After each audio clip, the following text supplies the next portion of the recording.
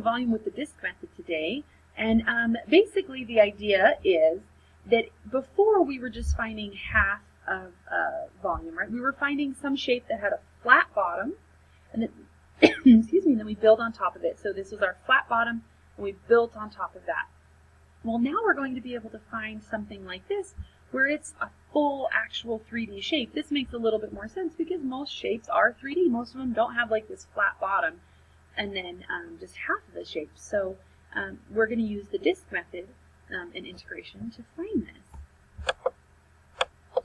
So let's just think about this a little bit intuitively. I'm going to save a lot of the conceptual stuff for a little bit later. We're going to kind of just drill through this, how we're going to do it. But let's get the concept down of what we're doing. So we know that if I had this shape that you see on the screen right now, if I had this shape and I wanted to build cross sections, I wanted to figure out the volume of a shape that was built with cross sections, I would put the shape down on its side like this, right? I would put my 2D space down, and then I would put semicircles or something else on top of it, right? And then to find the volume of whatever shape I found, I would just do the integral of the area of each of those cross sections, and that would give me the volume. So what if instead of building semicircles on top of this, I made a circular cross section? I just made a circle instead of just a semicircle. Well, it should work the same way, right? I should be able to just do circle, circle, circle, circle, circle, circle, circle. That's really hard to say. And it would give me the volume of that solid. So the way we do that is we do the area of the cross section integrated from A to B. So you'll see right here, I have the area of a circle is pi r squared. So instead of putting in 1/2 pi r squared, I'm just going to put in pi r squared. So this would be how I found the volume if I just used circles, right? So if you can imagine, they're up here and down here, okay? Up here and down. All right, so let's figure out what that is. So we're going to use that region. It's bounded by x squared and y equals negative x squared. So we know that the volume equals from A to B of pi r squared dx. And we know that the pi is a constant, so we can just bring that outside. So we have pi from A to B, and actually we can fill in A to B because we know it's going from x equals 0 to x equals 1 of r squared dx. And now we need to figure out what r is in terms of x. So again, we look at what is our radius.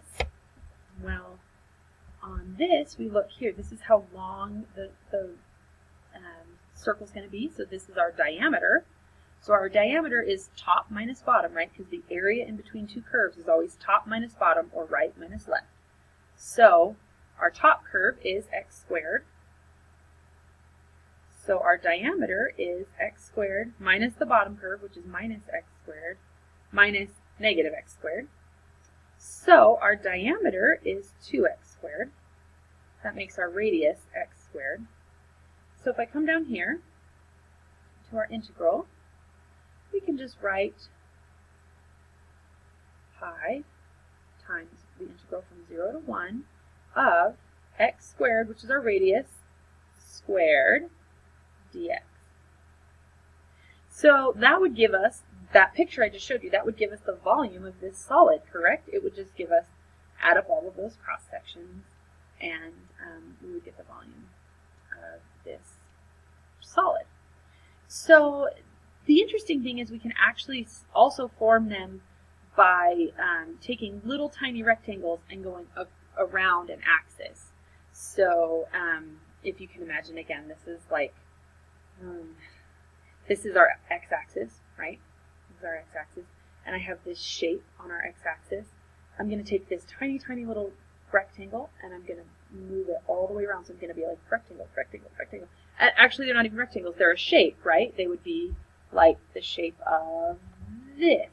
So I add 1, 2, and I add all of them together, infinitely many of them. I add together so many infinitely many little shapes, and in the end I end up with an actual solid. So this is called the disk method. And so the volume formed by revolving the region about the line does not pass through the interior of the region is called a solid of revolution. The line is called the axis of revolution. So basically, if we're looking at the x-axis, if it's revolving around the x-axis, then that's going to be the axis of revolution. And so what we're doing is we're forming circles, okay? Because we're revolving around an axis. When we revolve around the axis, we form a circle. And so our formula for this is going to be the disk formula, which says the volume of this solid is going to be pi times the integral from a to b of the radius of that circle that we just made.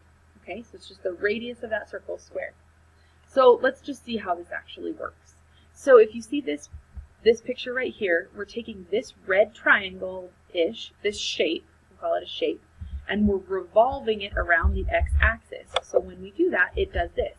So here's this, right, that's x squared, and there was our shape right here. And then what we do is we just revolve it around the x-axis, and you end up with a circle all the way around that makes a solid shape. So we're going to set up this integral. So we know that the volume, using the disk method, the volume of this solid is going to be pi times the integral from a to b of r squared dx, because we're revolving about the x-axis. So we're going to look at it and realize that we're going, right, the height of our circle is going to be up and down like this, going around the x-axis. So we have to figure out what r is. Here, what's the radius of the circle? Well, think about, this creates a circle. You can kind of think about it going around like this. And so it's going around and around and around, and it's coming back up. So in the end, the circle is going to be this long, right? Because it goes down and around and back up. So it's that long. So the radius of the circle is just half of that, right? Because that's the diameter. So the radius is that black line right there. That's the radius. And what is what is that radius? What is the distance of that? Well, we always do top minus bottom, right? The distance between two curves is top minus bottom. So we have x squared. And the bottom one is y equals 0. So x squared minus 0. So our radius is x squared. So in this case, we're going to put in that for r. So we have x squared dx. And then our limits of integration are going to be what x value are we starting at and what x value are we stopping at. That's 0 to 1. So that is the volume of that solid, which is the volume we just found by doing circular cross sections. The disk method is just easier when we're doing circles. So we're going to find the volume of a solid formed by the region, revolving the region in quadrant 1 bound by y equals x squared, x plus 0, and y equals 4. Okay, so let's figure out all of our different functions. So first we have y equals x squared, which looks like this. Okay, it's always, for these ones, I want you to draw them every time. And if you can't get your parent functions, let's work on that, okay, because that's the key. All right, and then we're going to, by x equals 0, so it's bound on this side by that, and then by y equals 4, so it's bound by this as well. So you see this is a shape, it's completely bound in, and so you can see that our shape is actually this shape right in here. We're trying to revolve that around the y-axis. So you're going to go,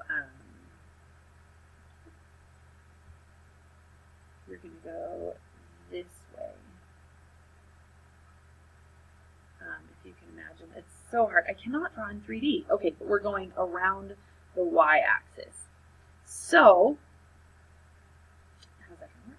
Okay, so we know that the integral, or the volume of this shape, is going to be volume equals pi a to b of r squared, and in this case it's going to be dy because we're going around the y-axis, which means that our circles are going to be formed like this.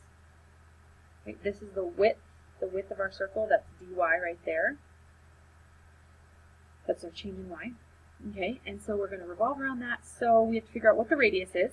Well, the radius is always right minus left, or top minus bottom, and in this case it's right minus left because it's a y. So what's our right? Our right function is y equals x squared, but that's not in terms of y, is it? So before we can use that, we need to make it in terms of y. So y equals x squared. We're going to square root both sides, and I get x equals plus or minus root y.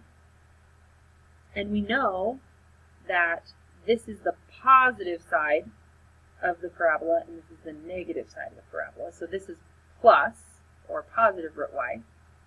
So x equals root y. That's that one side. Okay, so that's our radius, right? Because remember, our circle goes all the way across here. So the diameter is 2 of them. Our radius is just right minus left. So our volume equals pi, and we don't know a to b yet, of our radius, which is root y squared dy. And then our limits of integration are what's the lowest y value it's going to take, and what's the highest y value it's going to take. And so we know that volume equals pi. The lowest y value it's going to take is 0, and the highest is 4 of root y squared is just y dy. And then it actually says we're going to find the volume. So we got to integrate that. Remember, this is just a function. An integral is a function. So anytime we see the integral, we're just going to take the integral. So we have pi times y squared over 2, evaluated from 0 to 4. And then, so we plug in 4 to that, and we get 16 pi over 2. We plug in 0, and we get 0. So, in the end, our final answer is 8 pi. That is the volume of that solid.